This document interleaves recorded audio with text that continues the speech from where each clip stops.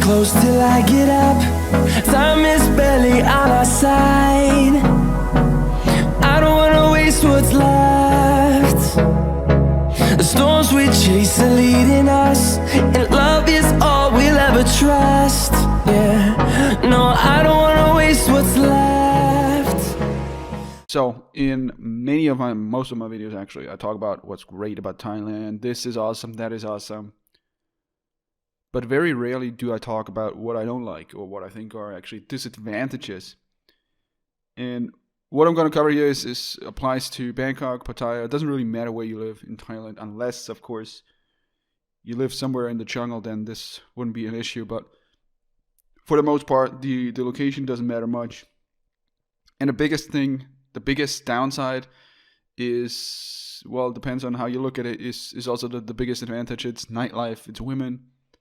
It's great when you're here on a holiday and you can do all these things, but when you actually live here, and that's not your, I would say, primary focus, it's a big distraction. Because think about it, when you can go out on a daily basis almost Sunday, Monday, not the best day to go out, but other than that, you can go out every single day of the week. You can meet girls easily, whether that's, people play or that's regular girls. And so of course the temptation is there on a daily basis, and the question of course is, how do you deal with that? Because either way, it's an investment. It's time or money. Okay, and even if you have a girl, say that a regular Thai girl that that you can ring up, comes straight to your place, no date, nothing, then again, it's going to be a time investment, and sometimes it's, I personally, most days of the week, I don't want to make that kind of investment where it's like, I'm spending a couple of hours with a girl, etc. So that would be one disadvantage, and it's almost as if, let's say you want to stick to a diet, right? And then you would simply decide not to have any unhealthy stuff at home, right? No cookies, nothing. But if you have, your kitchen full with chocolate, cookies, then maybe your fridge has tons of ice cream in it.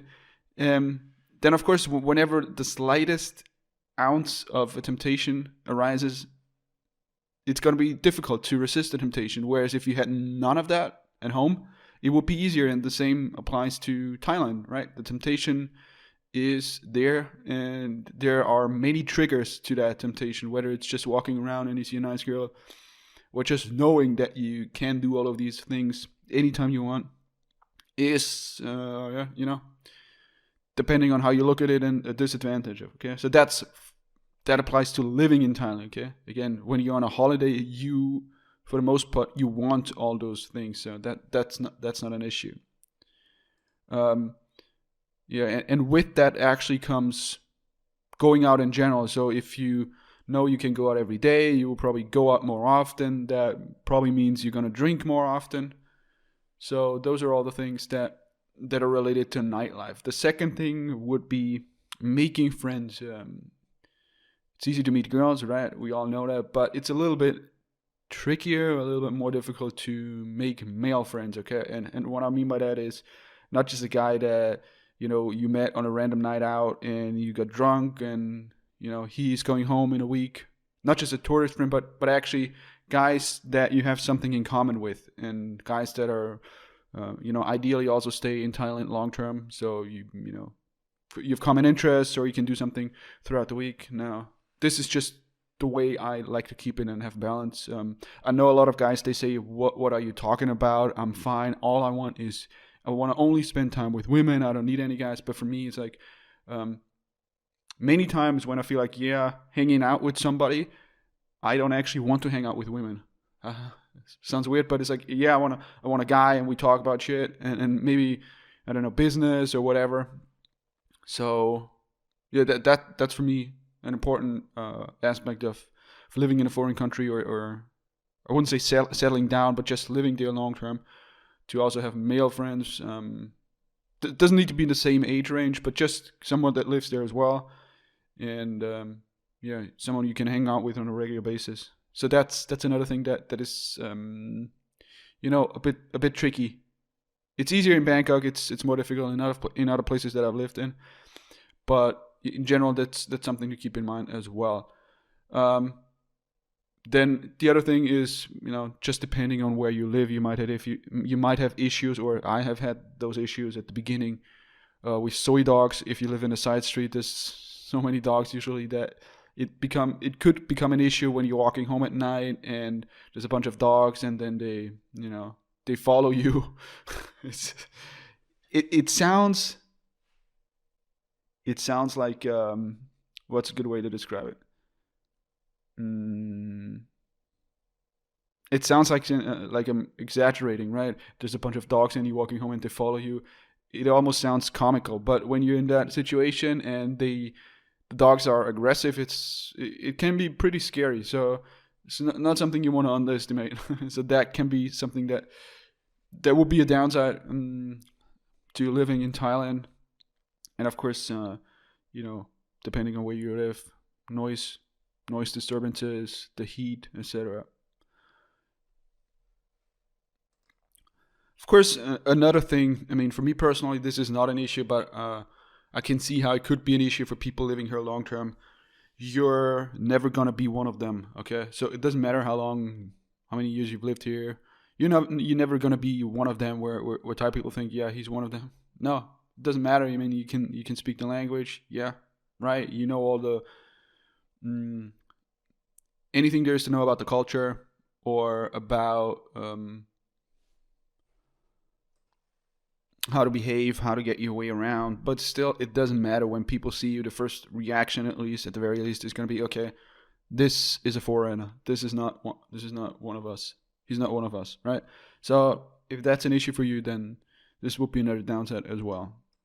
And of course, if you don't speak the language, then also it can feel as if you never have a real connection with any Thai person that you meet, because it's always going to be just very small talk, or just you're not even scratching the surface of what you could talk about. And in the same sense, if you are a person that is all about making money or hustling, okay, you wouldn't probably move to Thailand, but let's say you do, then you might also feel as if the environment isn't conducive to that, meaning that it feels almost as if the environment here is not go and get out what you want or achieve goals or hustle, but it's more like, yeah, enjoy life, chill, doesn't matter, you relax, that kind of mentality. Because, and again, this is a big advantage, but also a big downside depending on how you look at it. In many of the Southeast Asian countries such as Thailand or even Indonesia, you will find that people generally are happy and content about what they have. Many of them have very little, but they're happy about it.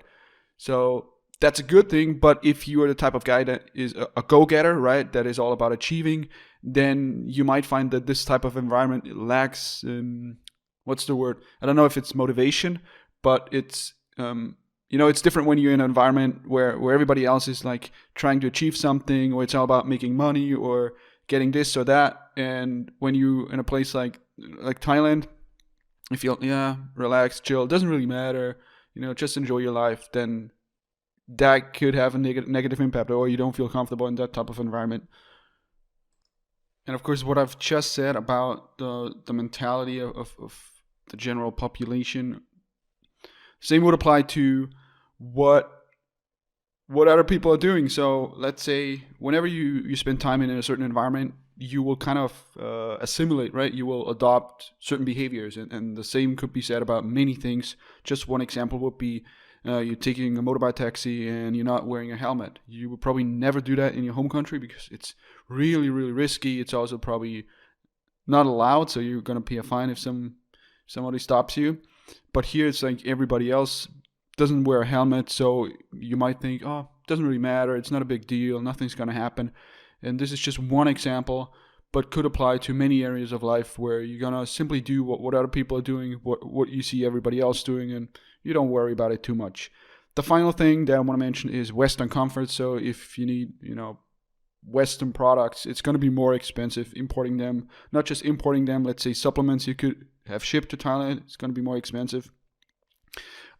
But in general, buying that kind of stuff, you can find it in many of the supermarkets, but it's way overpriced. So that's another thing to keep in mind.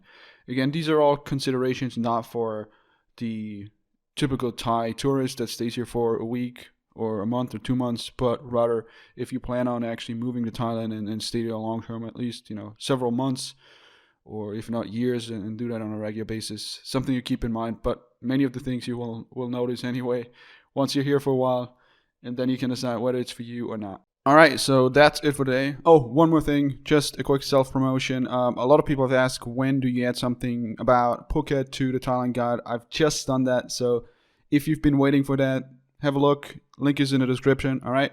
All right, I'll see you in the next video. Take care, bye-bye.